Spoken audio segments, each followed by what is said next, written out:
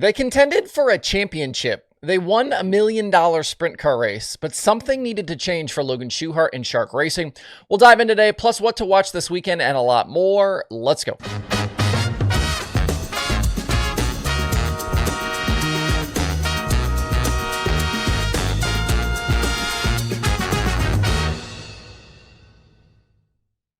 It's Thursday, March 27th. I'm Justin Fiedler. This is DIRTRACKR Daily presented by Kubota Genuine Parts.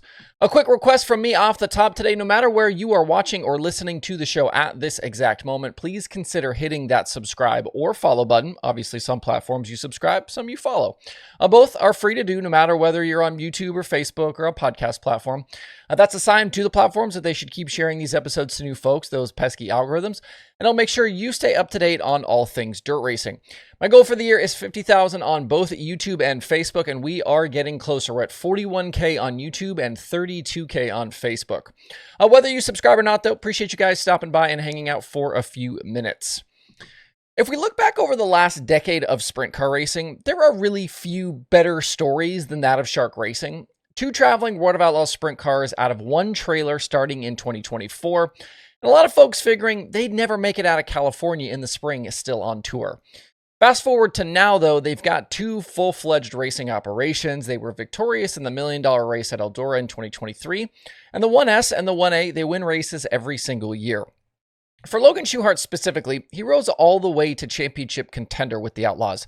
He had that magical 2020 season where he won 7 times and stayed consistent all the way to the end, finishing second to Brad Sweet in the title fight by just 46 points. It felt then like they had really figured things out, and I remember wondering if this would be that pivotal season for Schuchart's career that really launched him to what would probably be improbable perennial championship contending status. But while for the next 3 seasons they did continue winning 7 or 8 races a year, that same consistency, it just wasn't there. It looked like maybe that shortened 2020 season was just an outlier where that team was able to capitalize on the circumstances. Sponsorship got better, they had a decent amount of winnings and solid points finishes, but maybe this was just their ceiling. I even remember having those what-if conversations with sprint car friends about what would Schuchart's career look like if he left Shark Racing and joined a TSR or a Big Game or one of those bigger teams. And then came 2024. The average finish, it was still solid at 8.5, but some of the speed was suddenly missing. Schuchart's average feature start dipped, and he was needing to pass a lot more cars come feature time to just get those top 10s. Just a single outlaw victory at Beaver Dam in June, and his worst championship finish since 2017. There were some bright spots, including the high limit win at Eldora and the 2 PA Speedweek scores. But this team clearly didn't have what they needed to contend with the David Gravels and Buddy Kofoids and Carson Macedos every single night. This team's scrappiness and frugality really helped them survive every year, but now maybe it was what was holding them back. Logan and Jacob often served as their own crew chiefs with the help of Bobby and their dedicated crews. And needing to drive and make the calls, it adds a layer of pressure to a race night. Coming into 2025, though, both cars have added crew chiefs, and for Logan especially, something seems to have been unlocked. Kyle Pruitt's name wasn't one I'd heard much, didn't really know a whole lot about him, and it certainly made me wonder what he could do coming over from McCandless. This wasn't Philip Dietz or Ricky Warner or Cody Jacobs or Eric Prutzman or one of these guys. But he and Schuchart, they have gelled really quickly, and the 1S is a serious contender again. Had it not been for running out of fuel late at Volusia back in March, this team would be looking at likely 12 top 8 finishes in 12 races. They'd be second in the standings, only 60 points back, and matching Gravel's top 10 scoring pace. We've seen just this week dirt late model driver Mike Marlar talk about how nice it was at Atomic and Brownstown to have Tim Douglas from Infinity Chassis basically serve as his crew chief and take some of that pressure off of him. And having a guy around who can take some of that burden off Schuchart on a night-to-night basis, it's paying off. Pruitt has talked a few places about doing some things different with their engines at Shark and that they're better prepared and more organized than they were in the past. And that's turned into speed. Schuchart is qualifying a full 3 positions better on average. That is a massive jump from season to season. He's starting 5 positions better on average in features. And even with the 17th at Volusia, this team's average finish is 5.42. Without that, they'd be in the 4s. That's also a massive improvement over last season. Schuchart still hasn't won a sprint car race since last July, and he's yet to lead laps this season, but at this point, it feels like it's only a matter of time.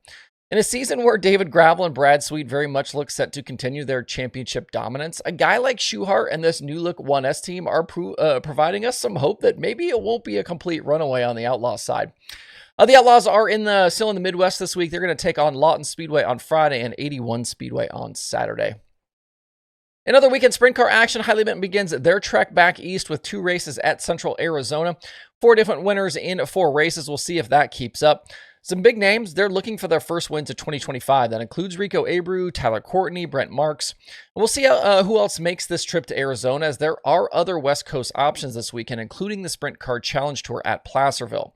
Dominic Scelzi, who's currently 5th in the high limit standings, is one driver who is headed to Placerville, but we know that 6th running, Caleb Montgomery, that he's going to be in Arizona. So we'll see how many more of those California guys decide to make the trip. Elsewhere, the POWRi 410 season finally gets rolling at the Texas Motor Speedway dirt track. This will be a co-sanction with the Elite Outlaw Series. I still think Ayrton Geniton is the favorite for that POWRi title. Jumping back to California real quick, next week's NARC race at Stockton has been canceled because an electrical fire has left the grandstands there without power. In that situation, it's not going to be rectified until the following week. So just one NARC show next weekend, Friday at Ocean, Saturday at Stockton, it's off. Late model fans, they're going to be focused on regional action over the next few days.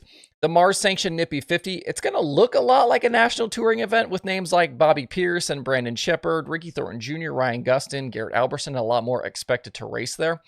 RTJ is the defending event winner, with Pierce taking last year's prelim win. They've got 10,000 and 15,000 to win. This also kicks off the Mars season, which we talked about on the show yesterday. In Mississippi, the Hunt the Front Series will be at Why Not Motorsports Park for 8,000 and 12,000 to win. Ricky Weiss leads the way too early point standings. They've had just a single race there. This one, I think, should draw a lot of cars, including all of the, obviously, we all know about the Hunt the Front full-timers, but the Southeastern-based teams, they do have another option this weekend with the Spring Nationals. They're going to be at Buckshot and East Alabama. Chris Madden, Cody Overton already with Spring Nationals wins so far. Ethan Dotson, the championship leader there.